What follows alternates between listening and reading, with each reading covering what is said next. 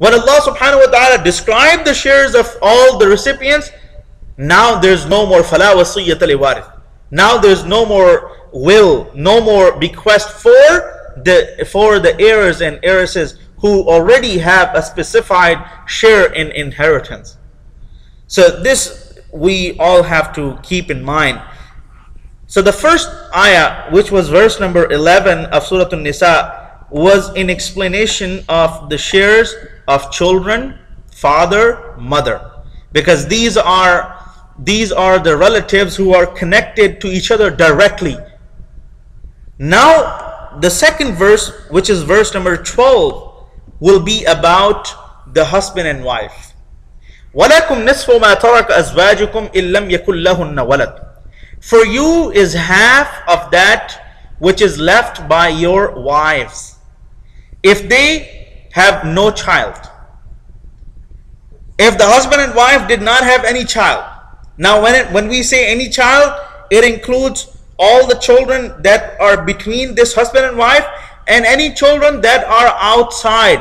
For example, the wife was already married to someone and she had children, so she already had children, even though they did not have any children, between themselves, but she had children before, so still there are children. So if there are no children at all, then the share of the husband is half of all that is left behind by the wife. وَلَكُمْ نِصْفُ مَا تَرَكَ أَزْوَاجُكُمْ. Azwaj is the plural of zawj. And in Arabic, the word zawj is used interchangeably. So it can be used for wife and it can also be used for the husband. But normally, zawj is used for the husband, and zawjah with the round ta at the end is used for the wife. But as I said, it is used interchangeably. So many times zawj is used for the wife, and also it is used for the husband. So here as well, azwaj is the plural of zawj, which is normally understood as husband, but it doesn't mean husband here, because Allah subhanahu wa ta'ala has already mentioned the husband in the beginning. Walakum. Walakum can only be referred to the husband, can never be referred to the wife. Walakum, and for you is nisfu ma tarak azwajikum, half of that which is left behind by your wives. And Allah subhanahu wa ta'ala used the word wives, so whether the person had one wife or two or three or four, so regardless of that, so when the wife dies and she leaves wealth behind, half of that wealth is the right of the husband if there is no child. فَإِنْ كَانَ لَهُنَّ وَلَدٌ. Now what happens if there is a child or there are children? فَإِنْ كَانَ لَهُنَّ وَلَدٌ فَلَكُمُ الرُّبُعُ مِمَّا تَرَكْنَا مِنْ بَعْدِ وَصِيَّةٍ يُوصِينَ بِهَا أَوْ دَيْنٍ. Now if there are children for those women, for the wives, the wife did leave one child or children behind, فَلَكُمُ الرُّبُعُ. Then the share will be reduced. First it was half, now it will be 1/4. So it will be half of what it was when there was no child. Now, and the reason why it has been reduced, because now the wealth will be shared with the children as well. Even if there's only one child, but now you have added a recipient. So because the wealth will be shared by a new member or a new category of people, therefore the share of the husband must be reduced as well. So Allah subhanahu wa ta'ala reduced the share of the husband, cut it into half. When there was no child, the share of the husband was half of that, all of that which was left behind by the wife.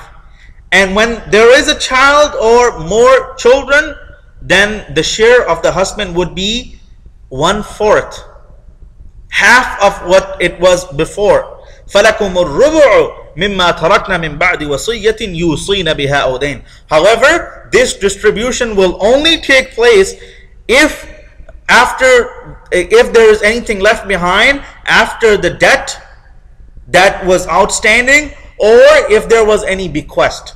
So if there was a bequest, the bequest should be fulfilled, should be honored, and if there was any debt, the debt should be repaid with that money. وَلَهُنَّ الرُّبُعُ مِمَّا تَرَكْتُمْ إِن لَّمْ يَكُن لَّكُمْ وَلَدٌ. Now comes the discussion of the share of wife. What will happen with the share of the wife when the husband dies?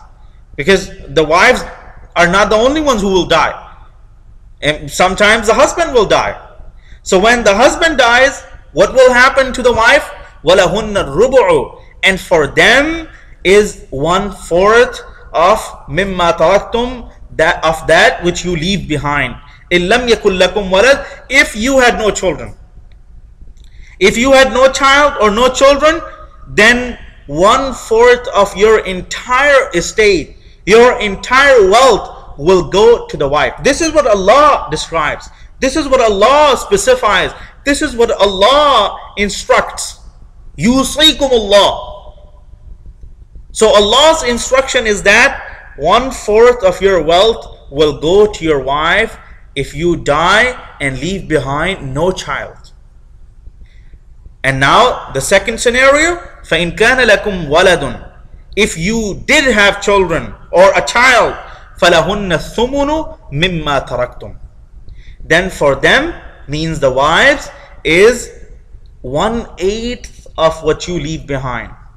So again, the share of the wife is reduced as well. So the share of husband is reduced from half to 1/4 in case of a child, and the share of the wife is reduced from 1/4 to 1/8 in case of a child or in case of children. Again, this includes all children, real brothers and sisters, step brothers and sisters. In case of any child, the share of the wife will be reduced from 1/4 to 1/8, and the share of the husband will be reduced from half to 1/4. مِمَّا تَرَكْتُمْ مِنْ بَعْدِ وَصِيَّةٍ تُوصُونَ بِهَا أَوْ دَيْنٍ. However, this distribution will only be possible, will only take place after the execution of any bequest, any will that you may have made, or any debt that may be outstanding. In Quran, Allah subhanahu wa ta'ala mentioned the wasiyya or the bequest before the debt. But I will explain after finishing this ayah what is the reason behind it, why Allah subhanahu wa ta'ala mentioned the wasiyya or the will before. Because in order of execution, the first thing that will be covered is the funeral expenses, and the second thing that will be covered is the debt, and then will come the turn of any bequest or any wills.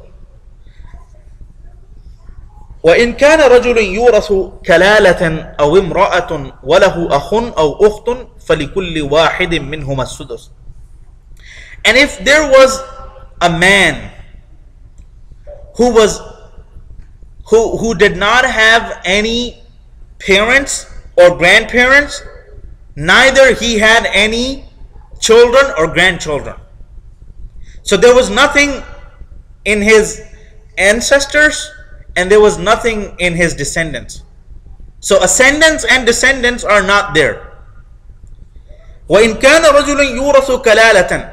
If a man who died had no ascendants and had no descendants, أَوْ امْرَأَةٌ, or a woman who died while she had no ascendants and no descendants, وَلَهُ أَخٌ أَوْ أُخْتٌ, but he or she had a brother or a sister, فَلِكُلِّ وَاحِدٍ مِّنْهُمَا السُّدُسُ. So for each of these two, for each brother or a sister, there will be 1/6 of the wealth that is left behind. فَإِنْ كَانُوا أَكْثَرَ مِنْ ذَلِكَ فَهُمْ شُرَكَاءُ فِي الثُّلُثِ.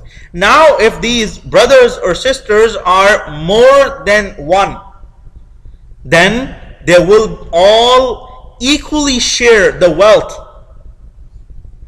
the total wealth, the total 1/3 of the total. فَهُمْ شُرَكَاءُ فِي الثُّلُثِ. So they will each share equally 1/3 of the entire estate. من بعد وصية يوصى بها أو دين, after the execution